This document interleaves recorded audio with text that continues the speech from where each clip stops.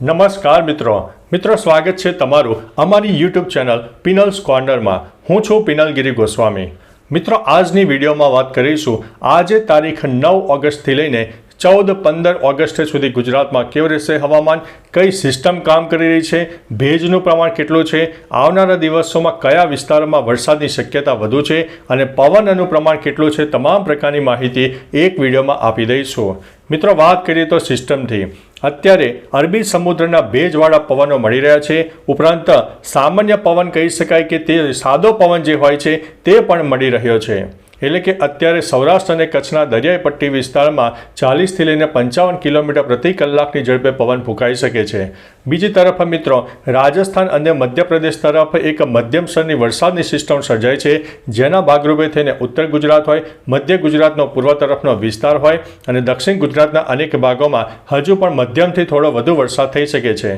મિત્રો આવનારા 3 થી 4 દિવસ સાર્વત્રિક વરસાદનો માહોલ સર્જાશે, પરંતુ સાર્વત્રિક વરસાદ નહીં હોય। વરસાદની જે તીવ્રતા છે એ આપણને ઓછી જોવા મળશે, ઝરમર વરસાદ અને ધીમી ધારે વરસાદ જોવા મળે, પરંતુ કોઈ જગ્યાએ જો લોકલ ડેવલપમેન્ટ થાય તો જે તે વિસ્તારમાં થોડો વધુ વરસાદ થઈ શકે છે, જેમાં 1 ઇંચથી લઈને 2 ઇંચથી વધારે થઈ શકે છે। પરંતુ સમગ્ર ગુજરાતમાં આ રીતે વરસાદી જે વાતાવરણ છે એવું નહીં હોય। વરસાદી માહોલ હશે, પરંતુ તમામ જગ્યાએ વરસાદ થાય તેવી શક્યતા નથી। છૂટોછવાયો અને મધ્યમ વરસાદ થાય તેવી શક્યતા હાલ દેખાઈ રહી છે।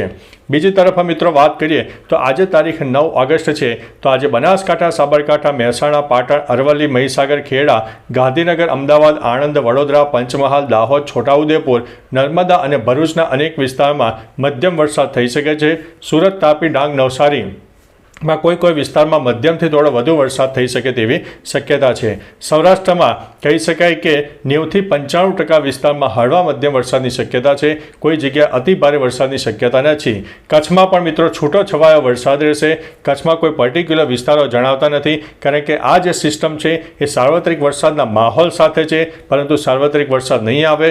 કચ્છમાં પણ છૂટો છવાયો વરસાદ થાય તેવી શક્યતા છે। કચ્છ અને સૌરાષ્ટ્રમાં વરસાદનું પ્રમાણ થોડું વધારે કચ્છ અને સૌરાષ્ટ્રમાં પવનનું પ્રમાણ થોડું વધારે રહેશે। દરિયાઈ પટ્ટી વિસ્તારના જે સ્થાનિકો છે તેમણે થોડા સાવચેત રહેવું, એલર્ટ રહેવું ખૂબ જ જરૂરી છે। બીજી તરફ મિત્રો તારીખ 10, 11, 12, 13, 14 અને 15 પણ એક વરસાદી માહોલ રહેશે, પરંતુ આગામી 4 થી 5 દિવસે કોઈ અતિ ભારે વરસાદની શક્યતા ખૂબ ઓછી લાગી રહી છે, કારણ કે કોઈ મજબૂત સિસ્ટમ સક્રિય નથી।